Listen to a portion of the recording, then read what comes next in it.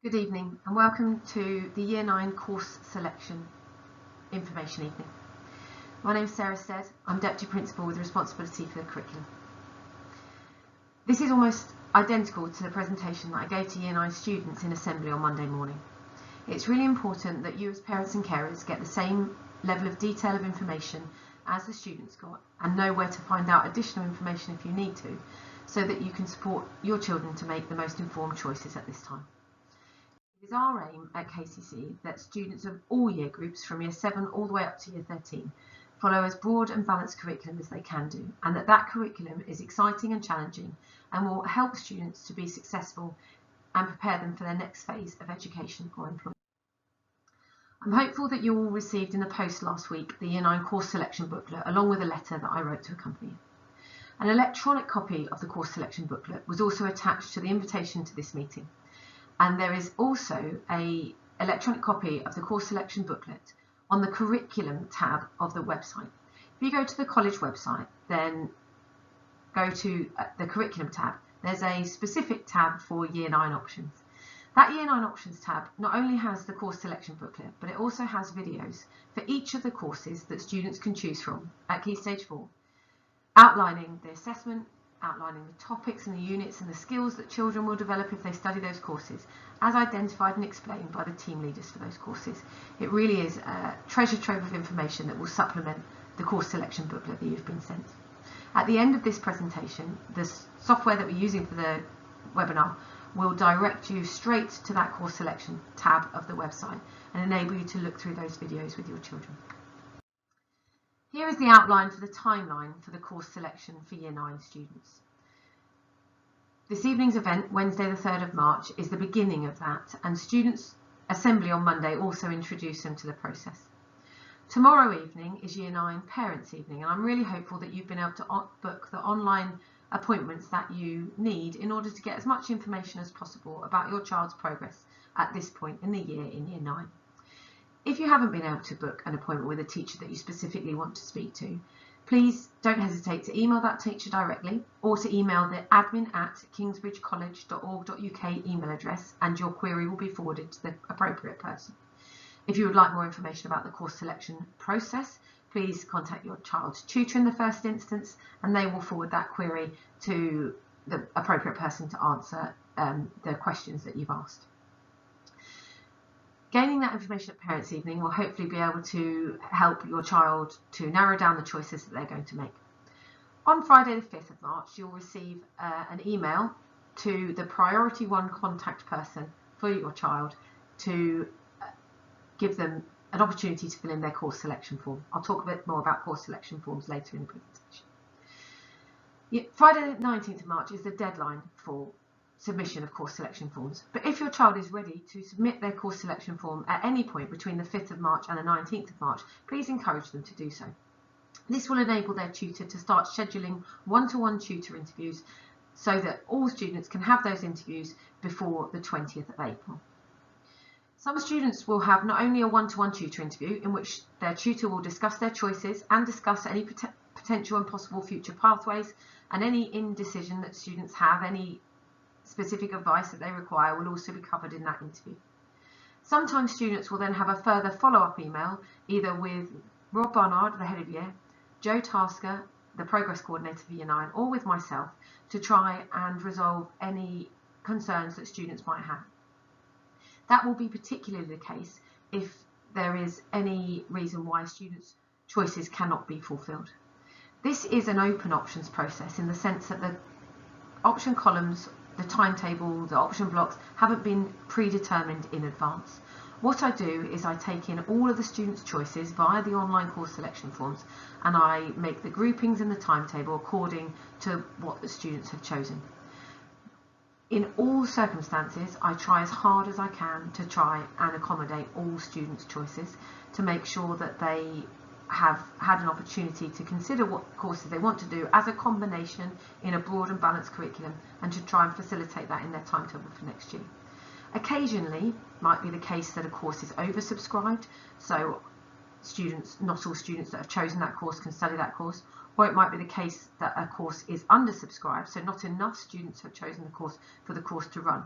If that was to be an eventuality, what would happen is a follow-up interview would take place with the student and parental contact would be made to make sure that the student was still happy to study the reserved choice that they have made.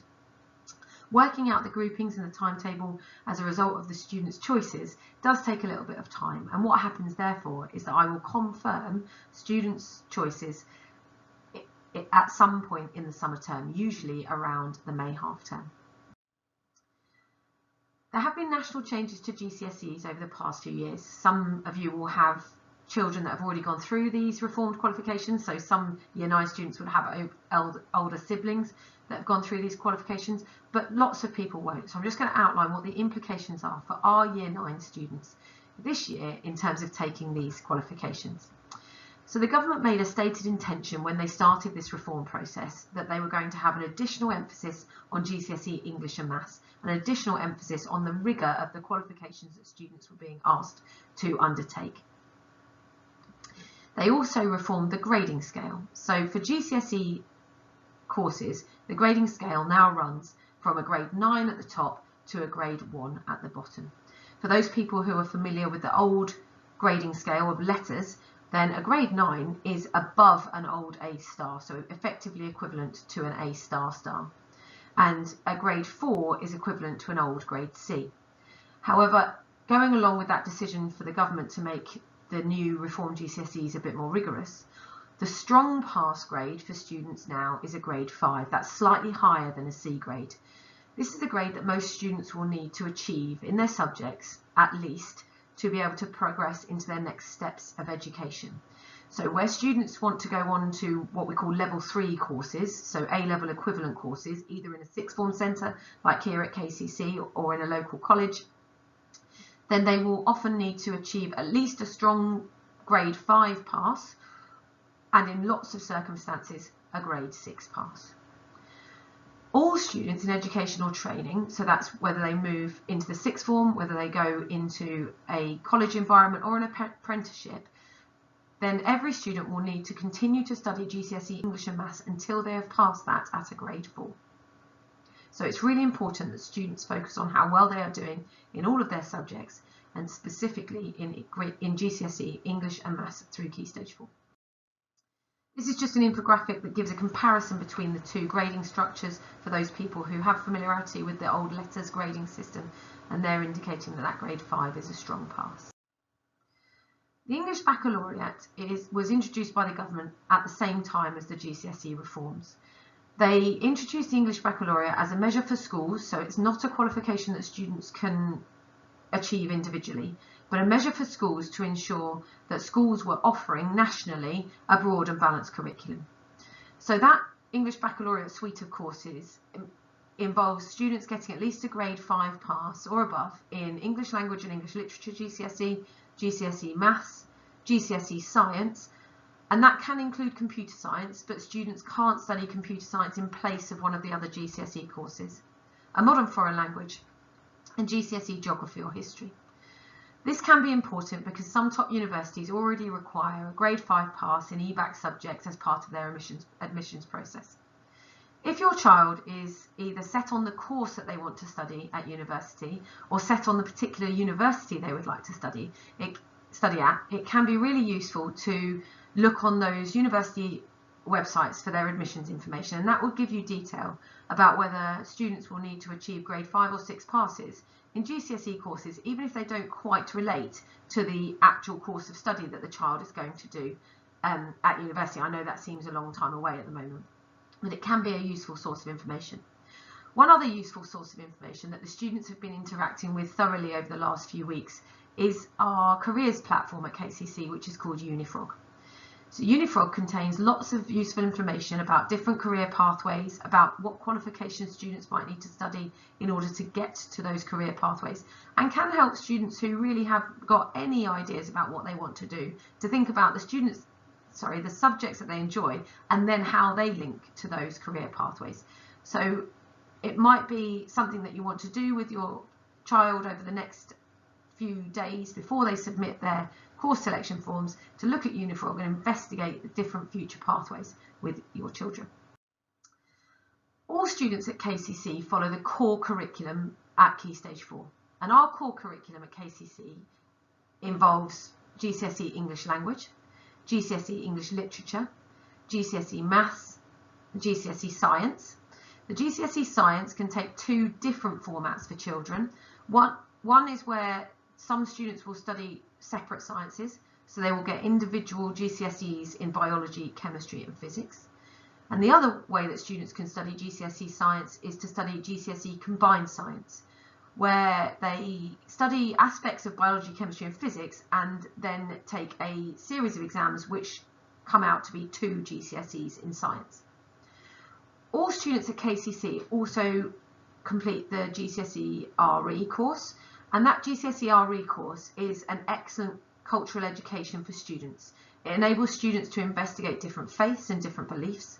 It enables students to be able to formulate their own arguments and discussions, to investigate aspects of ethics, to investigate aspects of morals and British values, and also support students developing excellent study skills for use in their other subjects as well. There are then a number of subjects at Key Stage 4 which do not lead to a formal qualification.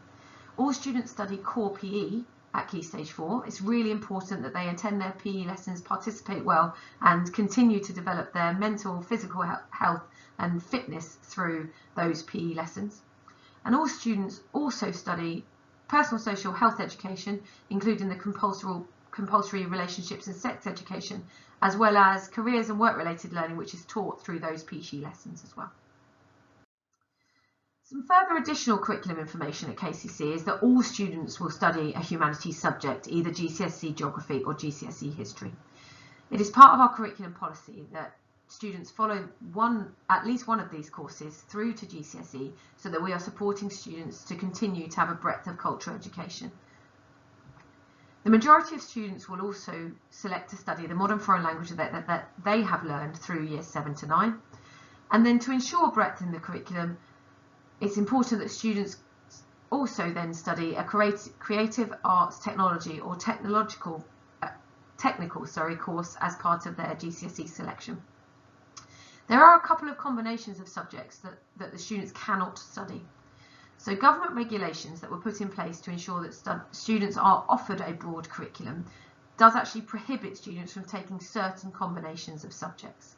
So at KCC, those combinations of subjects which students cannot take are GCSE PE as well as the OCR Cambridge National in Sports Science, and GCSE Music as well as BTEC Music.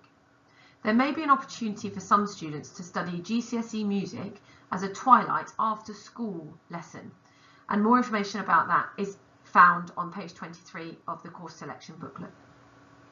We also advise against students taking art and photography together. Both of those GCSEs have got a large amount of coursework associated with them, and it is our experience that students find the burden of that coursework, if they are doing both GCSE art and GCSE photography, really quite challenging. If your child is in the position that they would like to choose GCSE art and GCSE photography, please indicate that on the form that they fill in, and that will be followed up with a further interview with either Mr. Barnard or myself.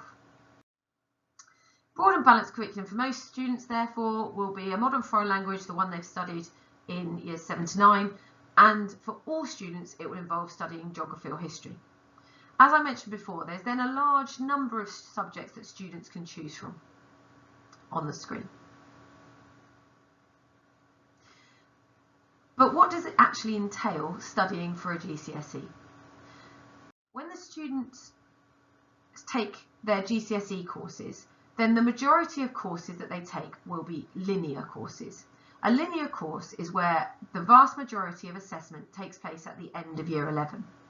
So examples of courses that would involve a linear nature to their assessment, so all of the assessment being at the end of year 11, would be GCSE English Literature, GCSE Maths, GCSE RE, GCSE Science.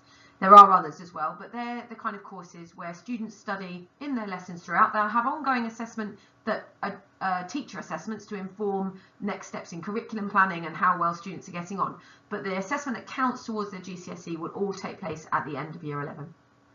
Some courses might have a small amount of coursework, such as a geography GCSE has a small amount of coursework, but then there are another set of GCSEs which have much more ongoing assessment throughout years 10 and 11, and students might wish to consider doing these courses if they feel that they do better in a coursework-based environment. So the sort of courses that have more internally assessed components, and again this isn't an exhaustive list, but more information can be found in both the course selection booklet and in those videos that are on the Year 9 options tab of the KCC website. So we have these courses here which have a much greater degree of coursework. They will all have some form of externally assessed exam as well. So GCSE Food and Nutrition, for example, has got coursework which involves students preparing for a practical cooking exam. GCSE Art and Photography, as I mentioned, are 60% coursework, so a big amount of the course is assessed through coursework, 40% in the terminal exam. GCSE Drama has 2 coursework components compared to just 1 externally assessed exam.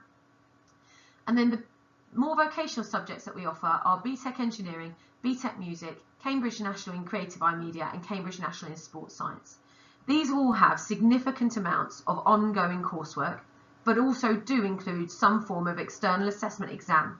Frequently though, in those vocational courses, that externally assessed exam can be taken at different points through year 10 and 11. So again, maybe something that children who feel that they are better being assessed in a coursework environment might want to consider taking. So as I said at the start, this is almost identical presentation to the one I gave to students on Monday morning in their assembly. And this next part of the presentation is exactly the same. So it's directed at the students, telling them little pieces of information which can help them to formulate the right choice for them. So if students are planning to stay on to do A-levels or to go to university, then the English Baccalaureate courses might be ones that they consider taking.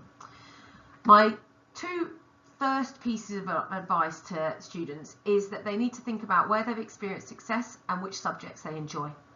The vast majority of subjects that students choose to do at Key Stage 4, they haven't studied for very many periods in the curriculum in years 7, 8 and 9. When they move to studying these courses in years 10 and 11, then the number of curriculum hours in those subjects significantly increases. And that means that students have to be prepared to study those courses and to enjoy those lessons for a much greater proportion of their curriculum time. So enjoyment is a really important factor in the choices that students make. When students enjoy courses, they quite frequently also are more successful at those courses. So it's important for students to reflect on if that's a link that they have found in their learning through Key Stage 3. Students also need to think about their future. Some students will know what they want to do already or have a very clear idea. Lots of students won't have a very clear idea about what they want to do, and that's absolutely fine at this point in time. It's important then that they support any future pathways by choosing a breadth of subjects which is going to enable them to achieve the best qualifications that they can do, which will then open doors in their future. I've asked the students not to choose something just because they have heard that it's easy. They might want to reflect on how easy or difficult they have found courses at Key Stage 3, but not to base their choice on a notion of whether or not a course is easier or harder. No GCSE or vocational subjects are easy at Key Stage 4. They might be more accessible to some students because they're assessed in a different way.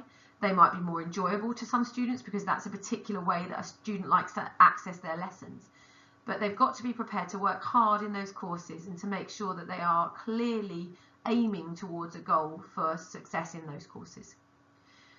They need to not choose something just because their friends are choosing it. This is all about students being an individual, reflecting on their individual successes, their individual curriculum pathways through their Key Stage 3 and into their Key Stage 4, and not being influenced by what other people are choosing or what might be popular in this particular year group. So I would encourage all students to be thinking as an individual, taking on advice, but really making sure that the choices they make are based on their own thoughts and feelings. They need to not choose something because they like or don't like the teacher. It's very unlikely that students will know which teacher they will have for Key Stage 4 courses in any way in advance of when they get their timetables in year 10. So students need to reflect on the experience they've had in lessons regarding the course content, not necessarily the teacher that's been teaching it. And I would advise that students don't just choose courses because they are new. Students need to reflect on what skills they have, what they enjoy learning, and obviously those new courses, lots of them will be really exciting for students, and students should consider taking them, but they shouldn't just consider taking them because it's something they haven't done before. I have advised students to ask questions, to seek advice, to find out either from their tutors, from their parents, from their carers, from anybody that they come into contact with that's got experience of doing different and a variety of different courses in their throughout their education, but that the students need to make that right choice for them. Our aim is 0 changes in year 10.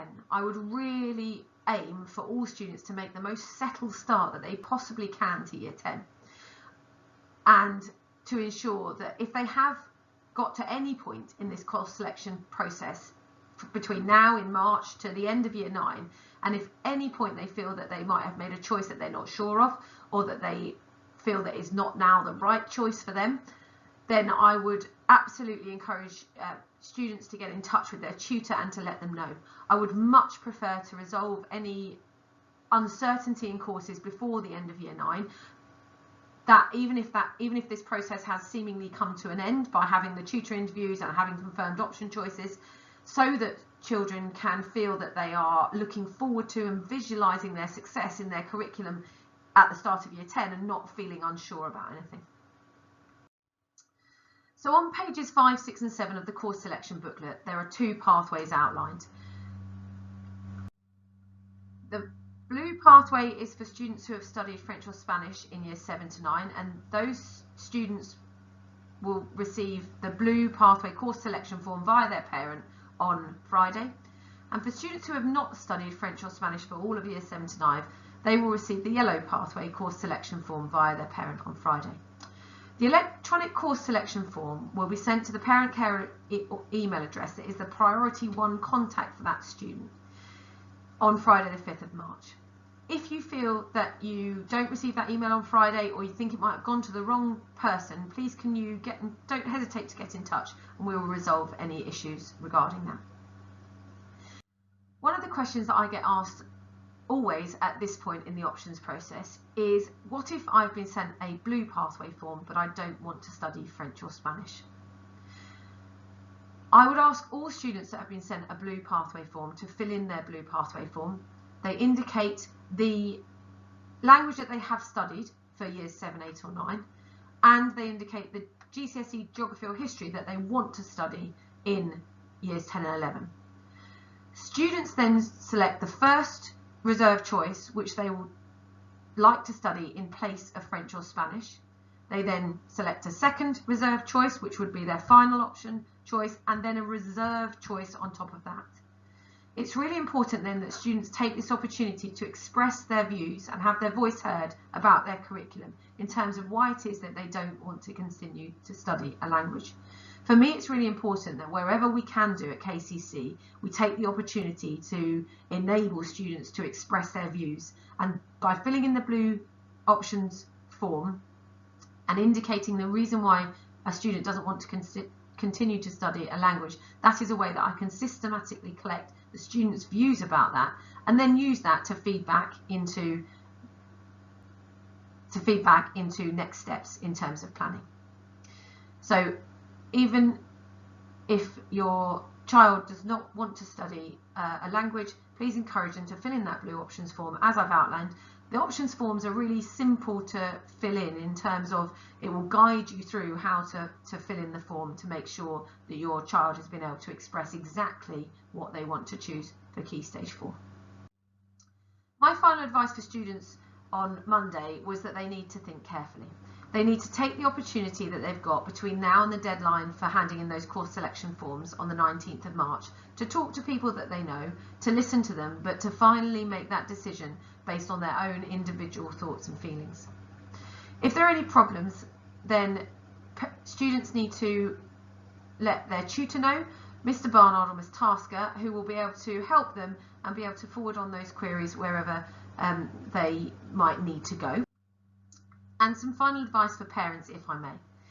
Please discuss your child's choices with them. I know that so many of you will have done this already, and that you will have already looked at some of the videos online and already read through the course selection booklet with your children. And I just wanted to say a huge thank you for the support that you will give your children in making these informed choices and enabling them to ensure that they've got the best curriculum possible for them at Key Stage 4. If there are any questions about courses, please contact your child's subject teacher or the team leader, and that information about contacting team leaders is in the course selection booklet. If there are queries about the course selection process as a whole, please initially get in contact with your child's tutor, or I've outlined on the slide there the email addresses of Rob Barnard, the year leader for Year 9, and Joanna Tasker, the progress coordinator. It's especially important if you want to get information and you haven't been able to get a parents' evening appointment, that you contact the child's teacher relatively soon after that parents' evening, so that you can get the information that you need about your child's progress, and also then enable that to feed into that decision making that is ongoing with your child. If you're unsure who to email, then as ever, please email the admin@kingsbridgecollege.org.uk email address, and that query will be fielded to the most appropriate person to answer your question. We try really hard to meet the selection choices of all students. As I said at the start, this is an open options process. Those groups are not predetermined. I formulate those groups when the students' choices have been made, but it's not always possible to meet everybody's course selection choices. I'll let you know as soon as I can if I'm unable to fulfill the course selection choices that your child has made, to confirm if they want to study their reserved choice or if they want to make a different selection. The final thing to note is that it's really important that you fill in the final question on the course selection form, which is the indication of agreement that you as a parent consent to the choices that your child has made through that course selection form. I then had a little bit of additional information for students to think about in the assembly on Monday, and the question is, what do I do now? This software, as I say, will direct you straight to the Year 9 options tab of the website, so it will be a great opportunity to spend some time watching the videos that are uploaded onto there by their team leaders that gives additional detail about the courses that students can study. Obviously, those videos will exist for the whole time of course selection, so you can refer to them at any point between now and the 19th of March. And this video from the presentation this evening will also be uploaded onto the website tomorrow morning. It's important that students discuss different options, including ones they haven't necessarily thought about before. Students might make an assumption that they know what a course entails, but it's important that they find out as much information. They might be surprised, and that additional information might change a preconceived idea about a course that they want or don't want to take.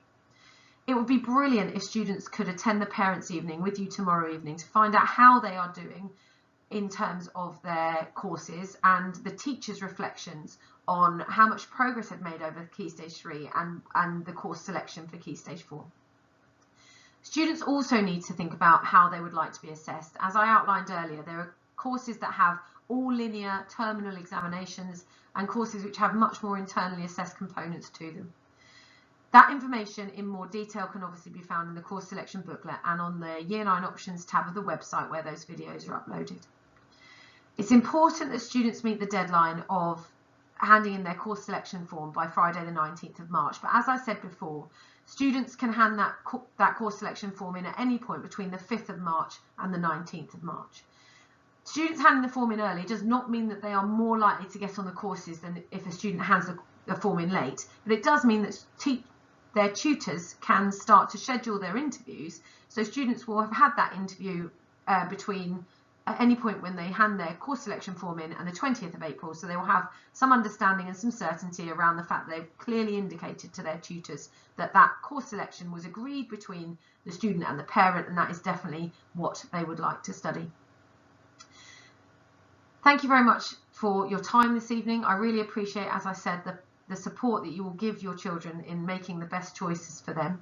Please don't hesitate to get in touch if you've got any additional questions, either through the admin@kingsbridgecollege.org.uk email address or by emailing the child's tutor in the first instance.